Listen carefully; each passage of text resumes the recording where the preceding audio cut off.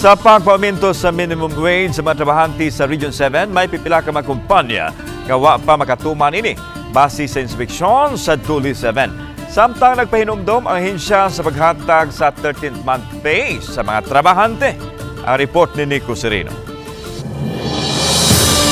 Oktubre, gipatuman ang 33 pesos nga increase sa daily minimum wage sa mga trabahante sa rehiyon. Nahimo ng 458 o 468 pesos ang inadlawng suhulan sa mga trabahante sa Class A o Metro Cebu ug mas gamay niini sa uban nga mga lugar. Mato ni Dole 7 Regional Director Lilia Estiliore, sa kapin 2,000 ka mga kumpaniyang na inspeksyon, mga 25% niini ang wala pa makaumento sa sweldo. Most of the reasons is that the principal have not allocated yet for the whole year. Contract rate has been fixed at 435, then suddenly 468.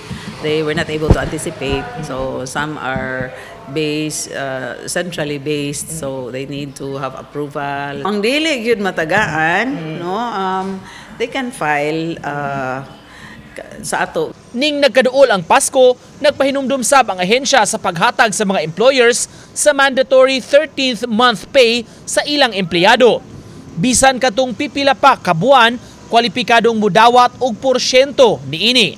Disyembre 24 ang deadline nga mahatag kini nga matud sa opisyal ang ayang cash, dili goods, groceries o regalo.